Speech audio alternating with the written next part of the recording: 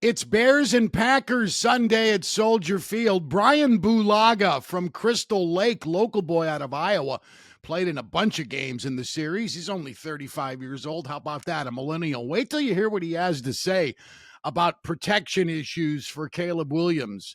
Maybe the Bears O-line is not as guilty as we think. I want to remind you, if you enjoy gambling on college and pro football, we've got it for you here at Bet Rivers with the same game parlay. I love this. You can increase your odds enormously by playing as many as you want, but I like to play 2 or 3 of these moves and prosper. I like to get it done at noon so I can spend some of those earnings on the 325 games. Here's what you do. Pick 2 from the same game, and if you win, you can win squares, and they're worth profit boosts. They're worth bonus bets and jackpots of up to $10,000. It's the same game parlay from Bet Rivers. You're now watching the Danny Mac podcast on the Bet Rivers Network. It's been some time since the Bears have tripped up the Green Bay Packers. The Bears continue to trip all over themselves. And a guy who was in a Packers uniform the last time Chicago emerged victoriously is a Chicago area guy, Bryan Bulaga, who played tackle for the Packers for a number of years, including their Super Bowl winner after the 2010 season. Boo, thanks for the time.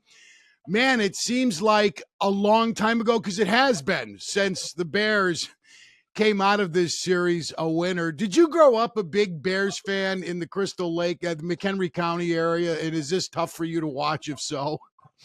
Yeah, well, I appreciate you having me on. It's always great to catch back up. I did not grow up a Bears fan. I grew up actually really enjoying watching the San Francisco 49ers, Steve Young, Jerry Rice. My dad grew up a Bears fan when he was younger, and obviously was a passionate Bears fan when he was younger. And then when he told me, this is his story, he sticks to it. He's pretty gung-ho on it. When they fired Ditka, he was done with them. He said, I'm done being a Bears fan when they fired Ditka, and he's never liked him since, and he sticks to it to this day. So that's what he's been. And obviously, I was born in 89, so, Ditka was fired somewhere a little shortly after that. Yep. And so I wasn't raised a Bears fan. It wasn't like that now. I have to get your dad a copy of my book that's coming out in 2 weeks. I bear witness. There's a ton on Ditka losing his mind in his last season in 92 when the score was born. I imagine he lived through that. Maybe, was he one of the guys outside the old Hallis Hall with a sign, fire McCaskey? Because there were protesters who showed up at the old Lake Forest College. It could have been him. I'd have to ask if he was one of those. At that point in time, I don't know. I don't know if because I don't know how many games he went to, especially once, my brother was 2 years older than I was, and I was young at that time. My sister was just born. So I don't know how many games he went to after we were all born. But I think he went to games, obviously, prior to that, before we were all born. So I don't know if he was part of the protesting. I'd have to ask him that too, but I'm sure he would love. That'd be a great read for him, because he's very passionate about the post Ditka era and what happened there. And I think for Bears fans, it's a very sensitive subject, because what has happened post Ditka is everyone's kind of living it right now. Yeah, and I think the beginning of it was first Favre in 92 and then free agency in 93. And Green Bay met that, Bryan, with vigor, while the Bears sat on their hands. It's not a bad start to get Reggie White, but the Packers' plan already was in place before that ruling gave players freedom to move fairly finally in 93. They'd already started construction on the Hudson Center. Your experience there organizationally, top shelf from top to bottom, or were there hiccups some people may not be aware of with Green Bay organizationally? Yeah, I think every place has, minor things that could be corrected, right? I think every place has small issues. But to be honest with you, like my time in Green Bay, there was nothing that was like a really glaring issue. Like from top to bottom, they are a first-class organization. They do everything, super by the book, and everything that they do has the players in mind. And it's about winning, and it's about trying to get to the Super Bowl and win a championship. And every decision they make from, a free agency standpoint, from construction with a facility or a new locker, everything that they do has the players in mind. I mean, as you know this and everyone else knows it, like, there's no owner that's pocketing $200, $300 million a year, right? That money's going back into the team and directly back into the players, not from a salary standpoint, but from a, facility standpoint. They're reinvesting that money back into the team, and it shows. Like, I was back there last year, and like, they redid everything. I don't even recognize the place because of how new and everything is, where they moved everything. I mean, it looks insane. And that's just from like 3 or 4 years since I was gone, and it looks brand spanking new. So they do a really nice job. And what I really found, because I went to a place that had an owner, and it's just a different vibe. It's a completely different feel. You don't, you're in the locker room in Green Bay, and the GM will come through, like Ted used to come through, and Goody would come through, but like, you don't feel like the owner's always watching, or it's just it's a different feel that, unless you play in Green Bay, you don't really understand it.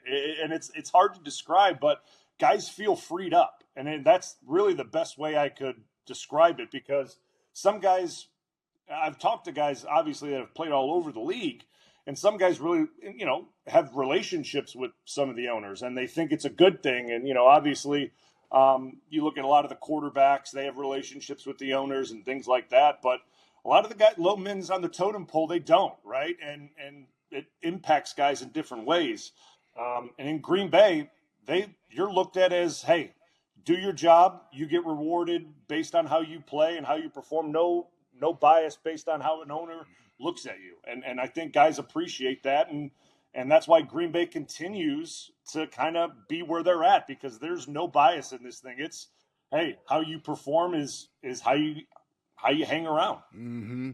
I want to get to this year's Packers and this year's Bears mess, but there's more layers to this conversation, and you point to a few things that get me thinking about the Mike Holmgren era.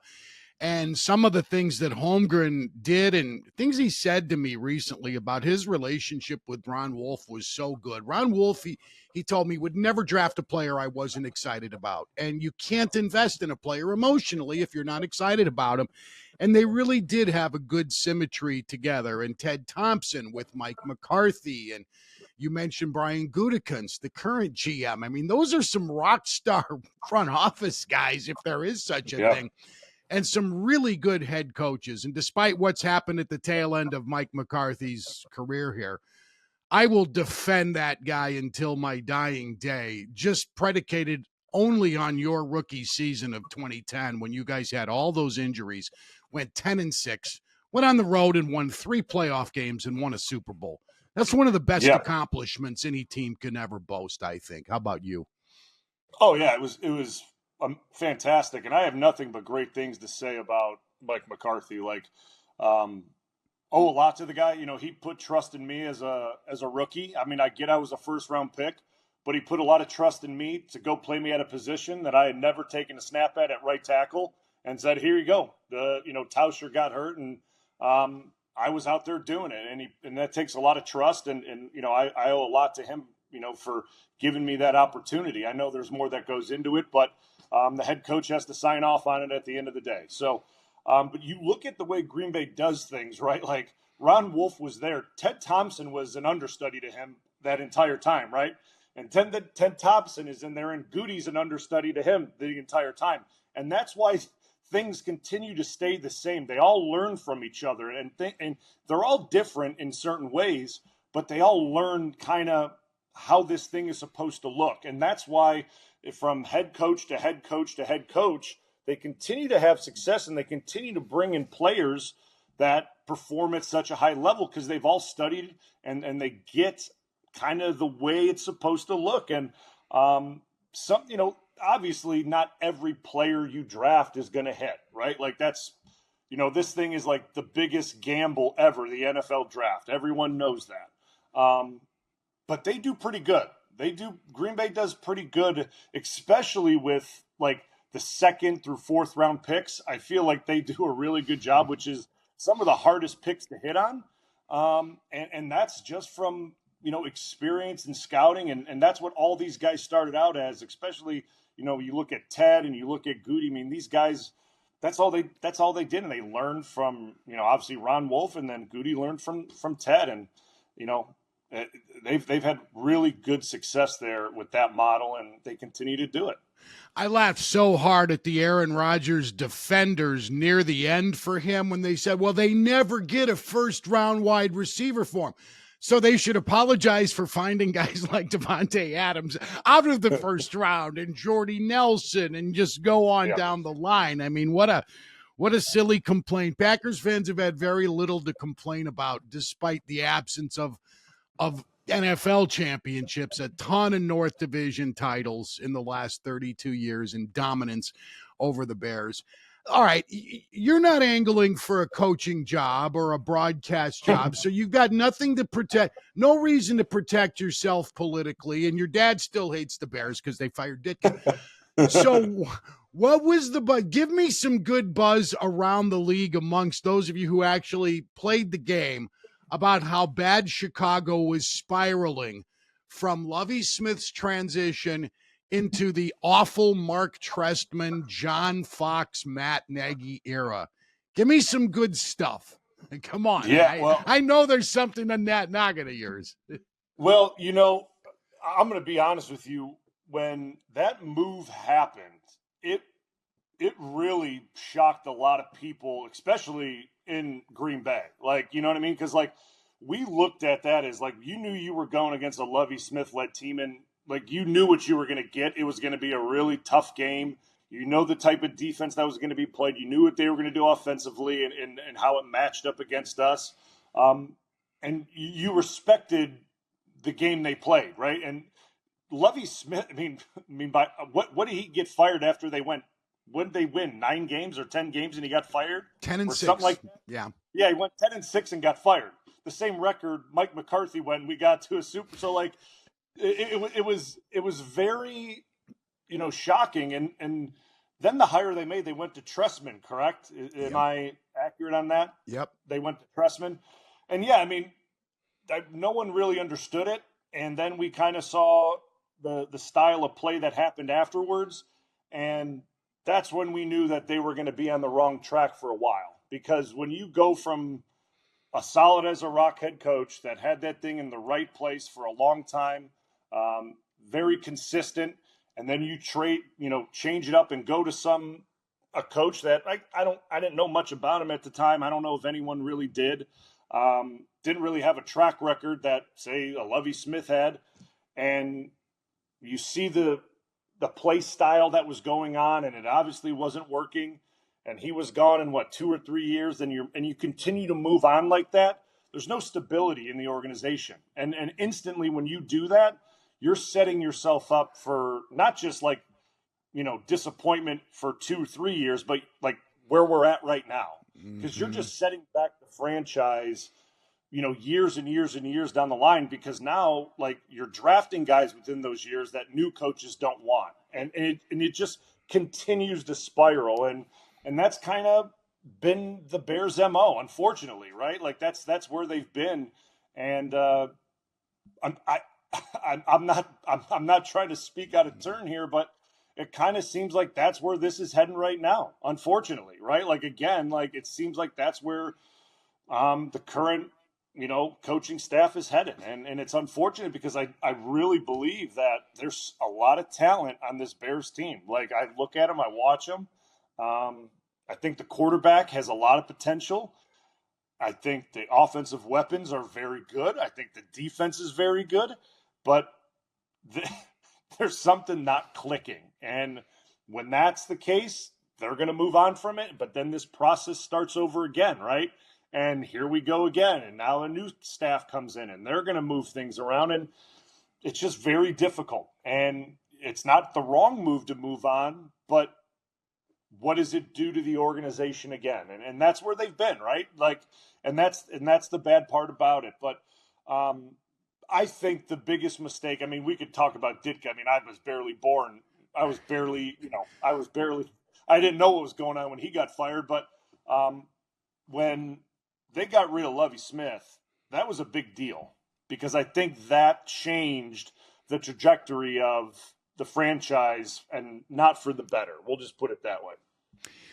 Yes, I'm with you on that. And Jerry Angelo, the GM, too, who had to piecemeal an O-line to get them to the Super Bowl after the 06 season, and he did it with Rex Grossman at quarterback, which is a challenge in and of itself. And Jerry told me that we were never going to be in the top 25. So I had to draft smart in the second and third rounds. They had to play well right away, and I had to piecemeal it. And that's how it went. Yeah, pressing reset all the time sucks, especially for a fan base that is so thirsty for this thing to change. And specifically with Eberflus, passed on Cliff Kingsbury last year to be his OC, and Kingsbury had a relationship with Caleb Williams, who clearly has a long way to go.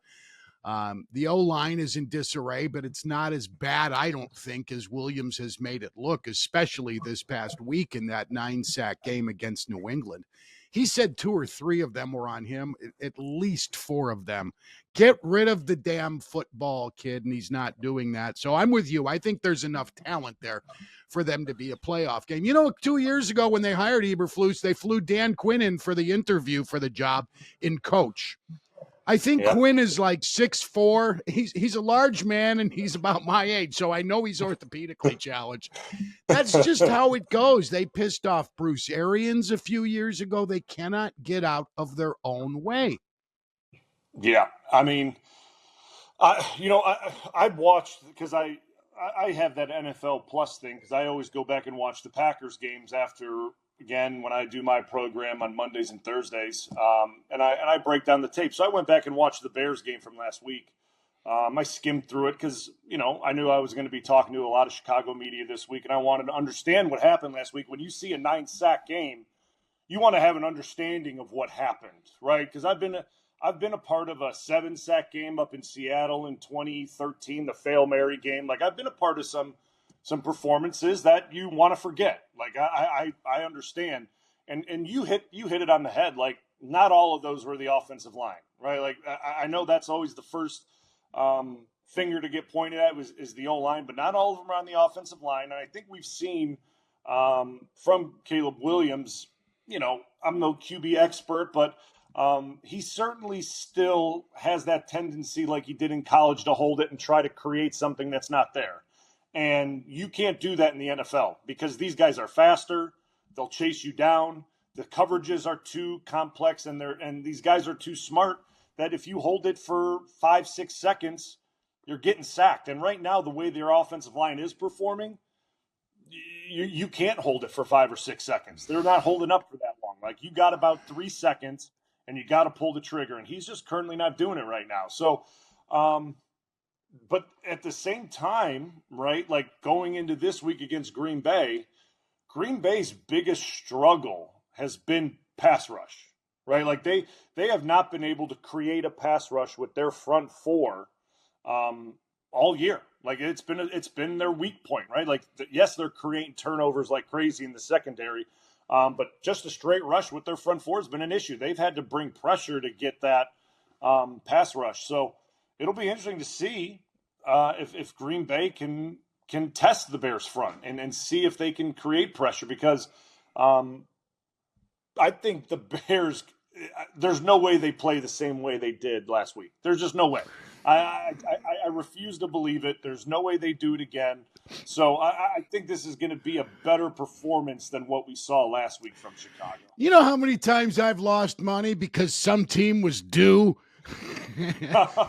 Well, they're due. They can't be that bad again. Oh, boy.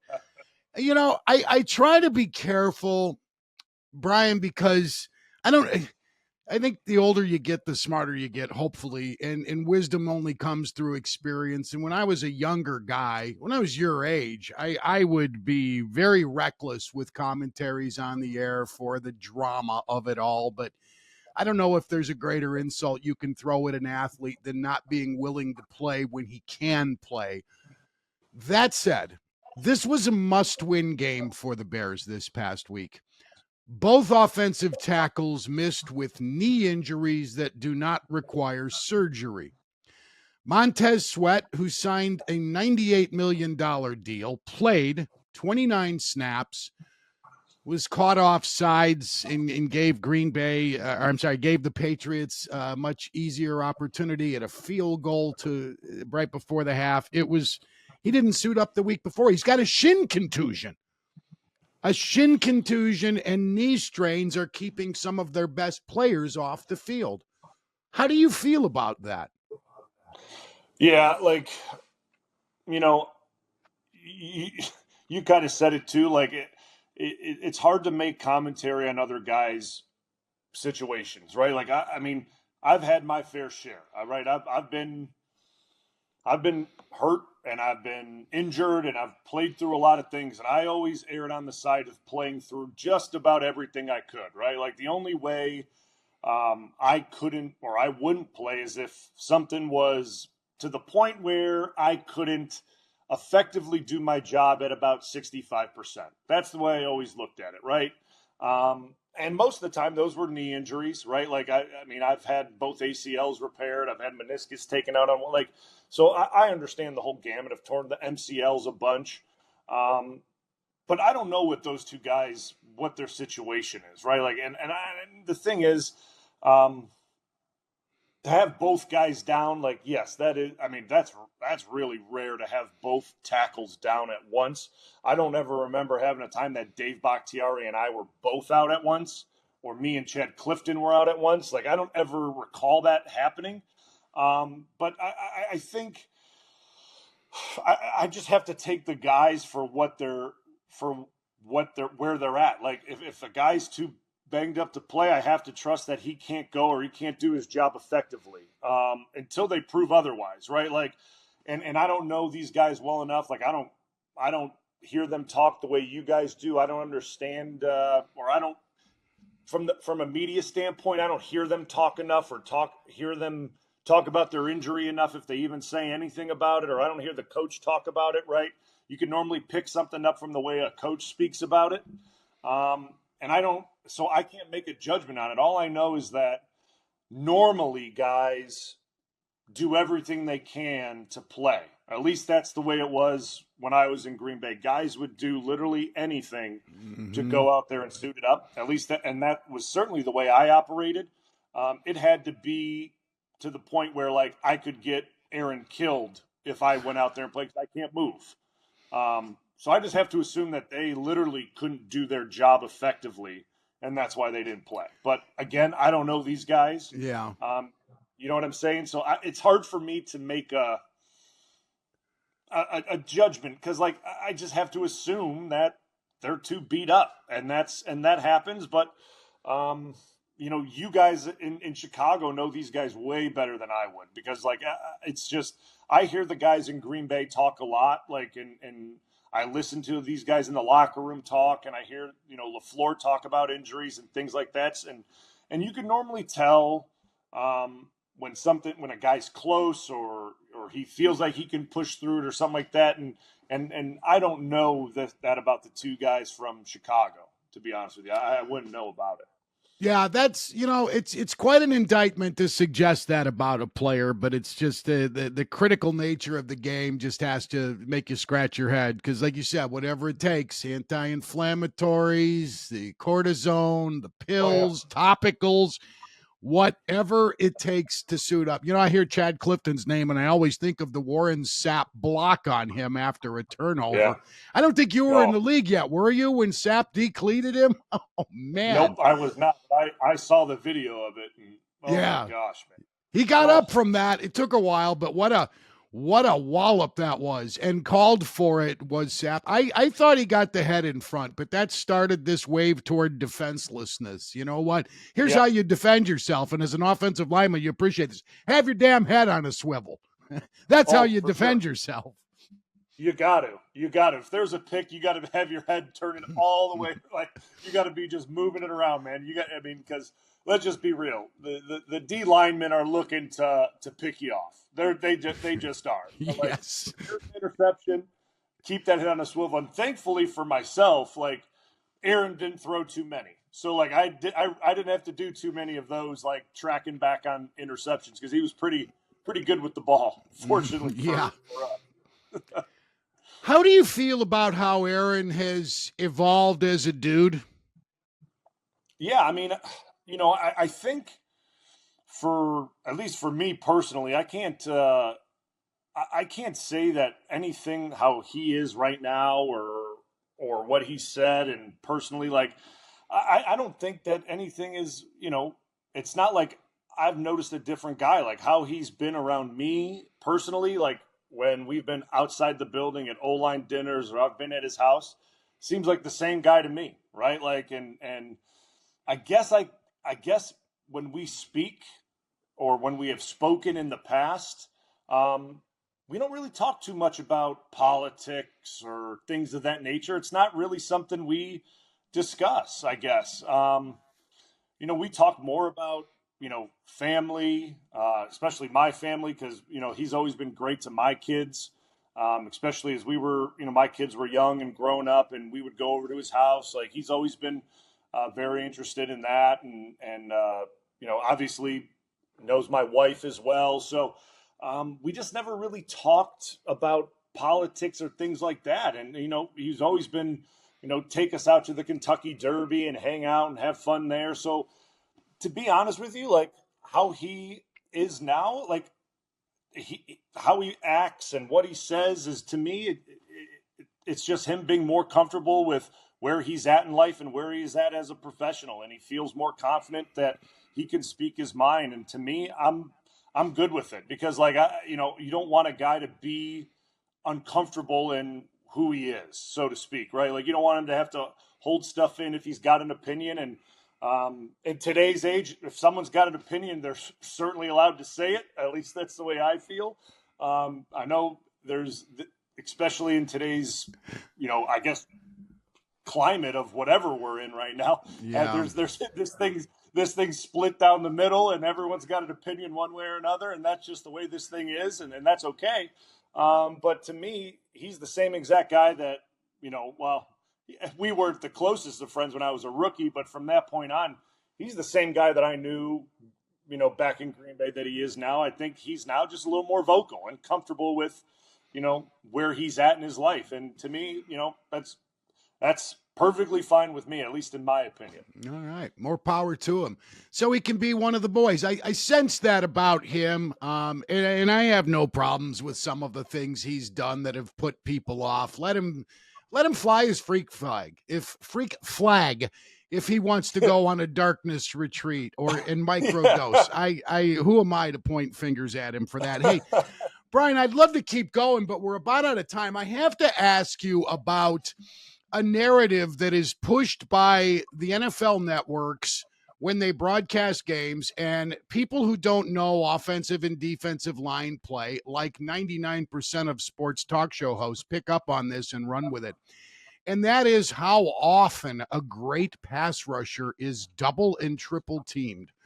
Because I watch great pass rushers. I isolate on them every snap the day after the game. And after his first game against the Packers in 2018, when Khalil Mack made a huge splash and they blew that huge lead against you guys because they were out of gas in the fourth quarter, you won 24-23. He rarely, and I mean rarely, commanded triple teams and almost never commanded double teams. You and Bakhtiari were single block on him. And what the networks do is they take the 2 or 3 actual double teams, and when they come out for the second half, they piece them together and show the audience, well, there's a reason Khalil Mack didn't have any quarterback hits. He was double teamed. It's like they check that box, the producers in the truck, and okay, we got our 2 or 3 double teams, and one of them might include James Starks running out to the flat and throw, I would be so pissed if I were an O tackle and had to listen to that every week.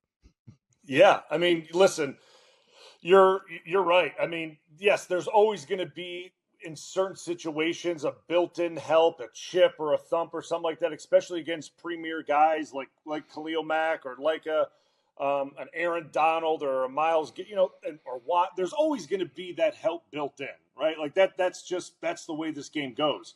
But they do suggest that like every single play, there's a double team. And like the fact of the matter is, especially with us in Green Bay, when I was there, this was a one-on-one system. Like that's what Mike McCarthy ran. And that's really what LaFleur runs a lot of, is like the offensive line. We're in one-on-one situations and like, we don't really get much help.